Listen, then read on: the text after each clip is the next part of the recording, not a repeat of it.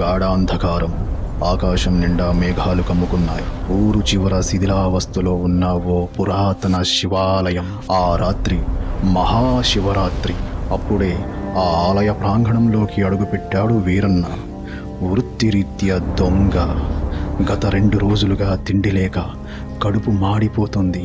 ఈ గుడిలో ఏదో ఒక వెండి పాత్ర నగలో దొరక్కపోవా, అవి అమ్ముకుంటే నా ఆకలి తీరుతుంది అని తనలో తను గొణుక్కుంటూ గర్భాలయం వైపు నడిచాడు వీరన్న. గర్భగుడిలో నిశ్శబ్దం. అక్కడే ఒకే ఒక చిన్న మట్టి ప్రమిద ఉంది. అందులో నూనె అయిపోవచ్చింది.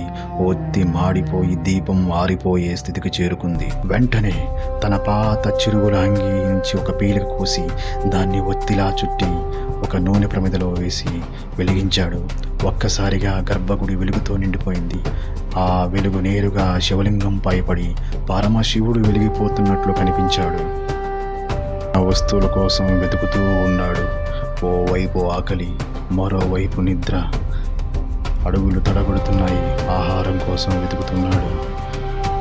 చూశాడు, ఏమీ దొరకక కుమిలిపోయాడు. చివరగా వెండి వస్తువుల వైపు చూసి ఆనందపడిపోయాడు, సంబరపడిపోయాడు.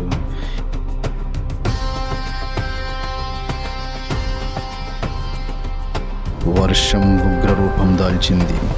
నీరు ఏరులై పారుతుంది.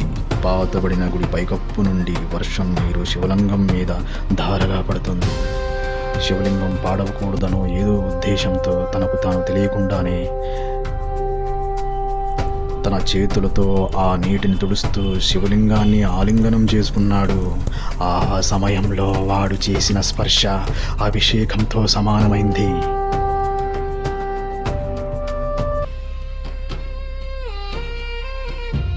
తెల్లవారుజామున ఆకలి దప్పికలు తట్టుకోలేక నీరసంతో వీరన్న ప్రాణాలు వదిలాడు.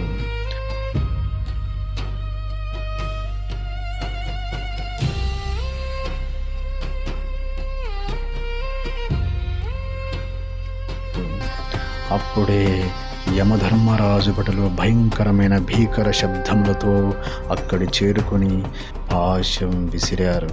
వారి చేతుల్లోని పాశం వీరన్న ఆత్మ వైపు దూసుకుపోతుంది. ఆ క్రూరమైన నవ్వులు గుడి గోడలను వణికిస్తున్నాయి. అదే సమయంలో ఆకాశం బద్దలైంది. హోరుమంటూ కైలాసం నుంచి ఓ దివ్యకాంతి ధార నేరుగా గర్భాలయంలోకి దూసుకొచ్చింది. తెల్లని విభూతి వెలుగుతూ శివదూతలు ప్రత్యక్షమయ్యారు. ఆ త్రిశూల శక్తికి యమపాశం తొలగించబడ్డది. యమభటులు భయభ్రాంతులకు గురైరి. లోకం నిద్రపోతున్న వేళ ఆకలితో అలమటిస్తూనే శివరాత్రి ఉపవాసం చేశాడు వీరన్న. చీకటిలో ఉన్న దేవుడికి తన వస్త్రం చింపి దీపం వెలిగించాడు. రాత్రంతా నిద్రపోకుండా జాగరణ చేశాడు. తెలియక చేసిన త్యాగంతో చేసిన పరమేశ్వరుని అనుగ్రహం పొందాడు. అందుకనే శివదూతలు వీరన్న ఆత్మను కైలాసానికి తీసుకువెళ్ళారు.